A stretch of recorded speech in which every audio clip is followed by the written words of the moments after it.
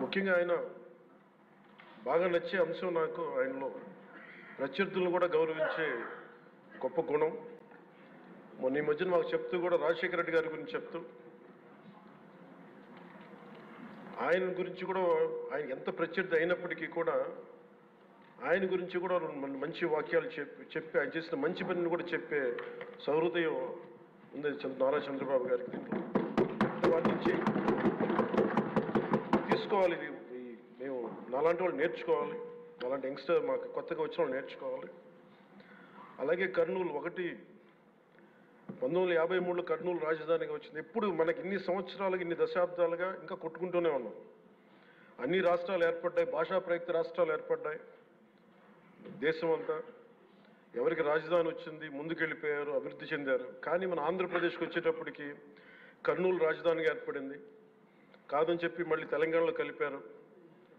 కొన్ని దశాబ్దాల తర్వాత మళ్ళీ విభజన జరిగింది. మళ్ళీ రాజధాని కోసం ఎత్తుక్కుంటూనే వచ్చాం. కింద మీద పడి 14 నుంచి 19 చాలా కష్టంతో ఒక రాజధానిని అత్యంత ఖర్చుతో నిర్మించే దశలో ఉండగా పరిస్థితుల్లో అనుకూలించగా గత ప్రభుత్వం వచ్చింది. వాళ్ళు 3 రాజధానులు తీసుకొచ్చారు. ఎప్పుడు కూడా ఇన్ని సంవత్సరాలు ఇన్ని దశాబ్దాలుగా మనకు స్థిరమైన రాజధాని అనేది ఒకటి లేదు. అది బేసిక్గా అది కేంద్ర బిందు ఒక అభివృద్ధికి, ఒక రాష్ట్రానికి. ఈసారి మటుకు చంద్రబాబు గారి ఆధ్వర్యంలో, గౌరవ ముఖ్యమంత్రి చంద్రబాబు గారి ఆధ్వర్యంలో ఇంకెప్పటికీ భవిష్యత్తు తరాలు ఇంకెప్పుడు ఏది రాజధాని, ఒక రాజధాని 2 కాకుండా అమరావతి రాజధానిగా ఉండాలి, ముందుకు తీసుకెళ్ళాలి. దానికి మేమందరం సహకరిస్తామని ఈ సందర్భంగా మీకు తెలియజేసుకున్నాం అధ్యక్ష. అలాగే మనం వారసత్వంగా వచ్చింది మనం పొట్టి శ్రీరాములు గారి దగ్గర నుంచి, పింగళి వెంకయ్య గారి దగ్గర నుంచి మువ్వెన్నెల జెండా, భాషా ప్రయుక్త రాష్ట్రాలు వస్తే చెడు కూడా అట్లాగే మనం వచ్చింది అధ్యక్ష. మనకి గత ప్రభుత్వం మనకు అందించింది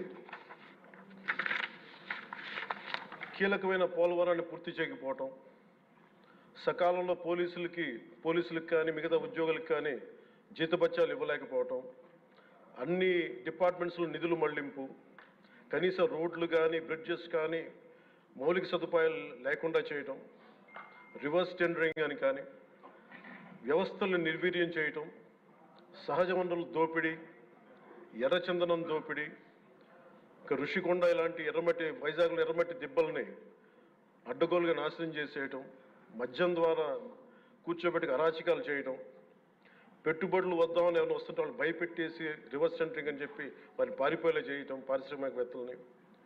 ఇది మనం తద్వారా మనకి వాళ్ళ ద్వారా కూడా వచ్చిన వారసత్వం అధ్యక్ష.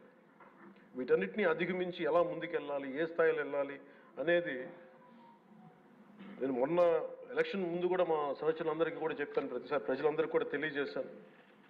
ఒక సుదీర్ఘమైన అనుభవం నాయకులు ఈ రాష్ట్రానికి చాలా అవసరం. దేశంలో కూడా ఇంకెవ్వరికి రాని పరిస్థితి మన రాష్ట్రానికి వచ్చింది. మనస్ఫూర్తిగా నేను అంతకుముందు ఏమి చెప్పాను, ఈరోజు కూడా అదే చెప్తున్నా అధ్యక్ష.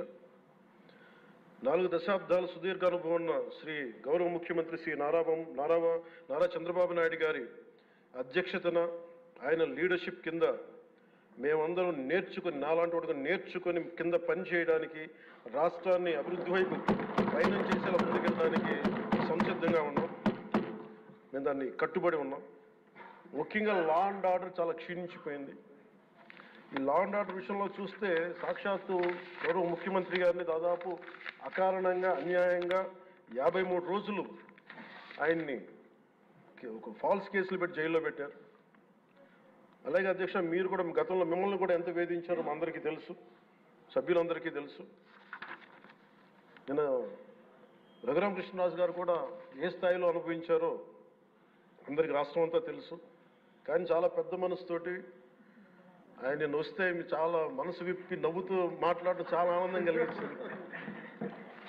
మీ నుంచి మేము నేర్చుకోవాలి. ఎంత అంటే దాడి చేసిన, హాని చేసిన మీ పెద్ద మనసుకి సభాముఖం మీ అందరికీ మీకు ప్రత్యేకించి మీకు ధన్యవాదాలు చెప్తాను.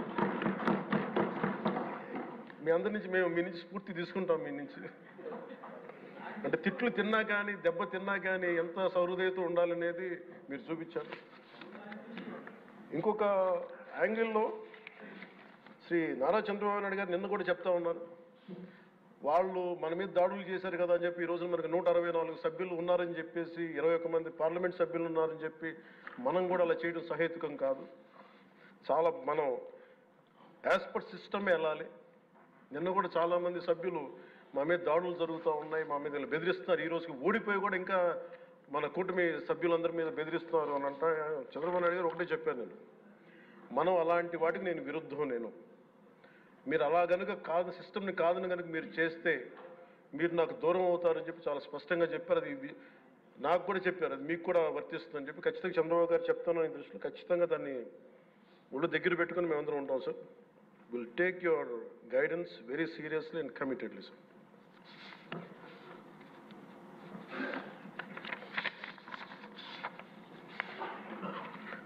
అలాగే కేంద్ర నాయకత్వం నిన్న ఈరోజు ఇందాక న్యూస్లో చూసిన అధ్యక్ష 15,000 కోట్ల రూపాయలు మన ఏ అమరావతి లేకుండా ఈరోజు వరకు ఇబ్బంది పడతాను, అలాంటి అమరావతికి కేంద్ర మంత్రి మన నాయకులు ప్రధానమంత్రి గౌరవ ప్రధానమంత్రి శ్రీ నరేంద్ర మోదీ గారు బడ్జెట్లో ఈ రోజున 15,000 కోట్ల రూపాయలు అమరావతి కోసం రిలీజ్ చేసినందుకు సహృదయంతో మనస్ఫూర్తిగా కూటమి తరఫున మా అందరి తరఫున కూడా వారికి ధన్యవాదాలు తెలియజేస్తాం అధ్యక్ష. To Honorable Prime Minister Sri Narendra Modi ji, we are grateful to you, sir, for releasing the funds and will be eternally indebted to you, sir. అలాగే భవిష్యత్తులో అధ్యక్ష చంద్రబాబు గారు కూడా చాలా స్పష్టంగా చెప్పారు నిన్న, ప్రభుత్వంలో భాగస్వామ్యంలో ఉన్న కార్యకర్తలు కానీ మా సహచర ఎమ్మెల్యేలు కానీ మీరు వ్యక్తిగతంగా ఏ తప్పులు చేసినా అది ప్రభుత్వం మీద పడుతుంది, అలాంటి తప్పులు జరగకుండా చూసుకోండి. అలాంటివి జరిగితే మటుకు నేను ఎవరైనా స్థనామానం లేకుండా నాకు వాళ్ళకి సిస్టమ్ పనిచేస్తూ ఉంటుంది, అది మీరు అర్థం చేసుకోండి నేను ఏ ఉద్దేశంతో చెప్తానని చెప్పారు అధ్యక్ష. ఇలాంటి తప్పులు జరిగితే అవి వ్యక్తులు చేసిన తప్పులు పార్టీలకు కానీ ప్రభుత్వానికి కానీ చెడ్డ పేరు రాకూడదు. దాన్ని ఎలా హ్యాండిల్ చేసుకోవాలో జనసేన పార్టీ తరఫు నుంచి నేను మా వాళ్ళందరికీ కూడా ఒకటే తెలియజేశాను. మీరు వ్యక్తిగతంగా కనుక ఏదన్నా చేసి అది కూటమి ప్రభుత్వానికి ఇబ్బంది కలిగితే నేను వారిని వదులుకోవడానికి సిద్ధంగా ఉన్నానని చెప్పి చాలా స్పష్టంగా తెలియజేశాను అధ్యక్ష. అది మీరు ఇసుక విధానాల్లో కానీ మైనింగ్ విధానాల్లో కానీ ఏ రకంగానా సరే గత ప్రభుత్వం చేసింది కదా మేము కూడా చేస్తామని ఎవరన్నా నాకు జనసేన పార్టీ తరఫు నుంచి ఎవరన్నా సరే ఉంటే వారిని నియంత్రించే బాధ్యత, వారిని సరిచేసే బాధ్యత మేము తీసుకుంటాం. ఒక రాజకీయ నాయకులపైన కానీ ఎమ్మెల్యేలుగా ఉండే వ్యక్తులపైన కడాన అధ్యక్ష ఎన్నిసార్లు పవన్ కళ్యాణ్ గారిని వ్యక్తిగతంగా విమర్శించారంటే మామూలుగా విమర్శించడం కాదు, ఫ్యామిలీ పరంగా విమర్శించడం, ఇలాంటివి చూసినప్పుడు చాలా బాధేస్తుంది అధ్యక్ష.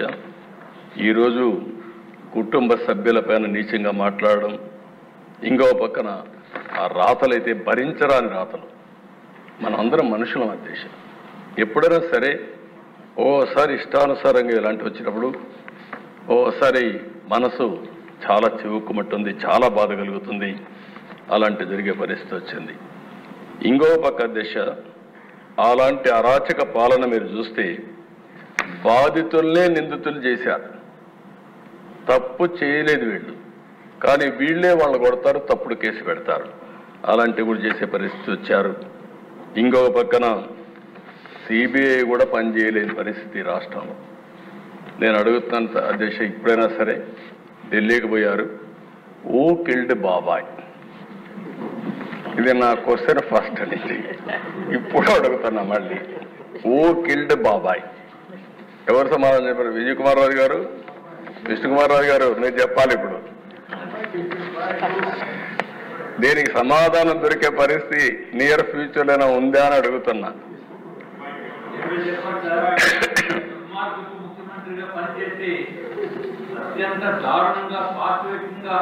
చేసిన పనికి ప్రపంచ దేశాల్లో నియంతృత్వ పరిపాలన చేసే వాళ్ళు కూడా సిగ్గుపడే పరిస్థితి వచ్చింది. అధ్యక్ష, హూ కిల్డ్ బాబాయ్ అనేది అధ్యక్ష ఇది అందరికీ తెలుసు. ఎవరు వెనకాల ఉండి చేయించారో అందరికీ తెలుసు. కానీ సిబిఐ ఎంక్వైరీ వేస్తే శాస్త్రోక్తంగా పద్ధతి ప్రకారం ఉంటుందని చెప్పి తమరి ద్వారా కోరుతూ గౌరవ ముఖ్యమంత్రి గారిని తెలుస్తామని చెప్పి ఆల్రెడీ సిబిఐ ఎంక్వైరీ వేసి ఉంది నడుస్తా ఉంది. పాత సిబిఐ ఎంక్వైరీ కొంచెం ఫాస్ట్ గా చేయాలి కదా సార్. ఒకసారి మెంబర్స్ అందరూ కూడా దేశ మేము ఎలక్షన్లో క్వశ్చన్ చేసిందే ఊ కిల్డ్ బాబాయ్ అని, ఇంకా జవాబు రాలేదు. తొందరలో జవాబు కూడా వస్తుంది, దాంట్లో సందేహం లేదు. అధ్యక్ష, ఇది ఒక కేస్ స్టడీ. నేను 40 ఏళ్ళు రాజకీయాల్లో ఉన్నా, 14 ఏళ్ళు సీఎంగా ఉన్నా. నేను చాలామంది ముఖ్యమంత్రులను చూసా. ఇప్పుడే విష్ణుకుమార్ రాజు చెప్పినట్టు ఒక వ్యక్తి ఏ విధంగా చేస్తాడో వివేకానంద రెడ్డి మర్డర్ ఒక ఎగ్జాంపుల్. ఎన్ని ట్విస్టులు తిరిగాయో రెండో ఎగ్జాంపుల్. కడాన ఎవడైతే అక్కడ సిఐ సీన్లో ఉన్నాడో మర్డర్ జరిగిన తర్వాత ఫస్ట్ వెళ్ళాడు. ఈ క్లీన్ చేసే ఆపరేషన్స్ అన్ని చూసిన తర్వాత అతను సిబిఐకి ఇన్ఫర్మేషన్ ఇవ్వడానికి సిద్ధపడితే ప్రభుత్వ దుర్వినియోగంతో అతనికి ప్రమోషన్ ఇచ్చి సిఐ నుంచి డిఎస్పీ తిరిగి సిబిఐ పైనే ఆరోపణలు చేసే పరిస్థితికి వచ్చారు. అధ్యక్ష, ఇన్వెస్టిగేషన్ ఆఫీసర్ పైన కేసు పెడితే సిబిఐ, ఆ ఇన్వెస్టిగేషన్ ఆఫీసర్ హైకోర్టు పోయి బెయిల్ తీసుకునే పరిస్థితికి వచ్చాడు. ఇది రాష్ట్ర చరిత్రలో ఎప్పుడు చూడలే. ఇవన్నీ దేశ చరిత్ర ప్రపంచంలో కూడా జరుగుండవు. ఈ దేశంలో కాదు, వేరే ప్రపంచంలో ఎక్కడా జరగవు. నేరస్తుడు ఎంత పవర్ఫుల్ అంటే అధ్యక్ష, నేను అదే ఎప్పుడు చెప్పేవాడిని.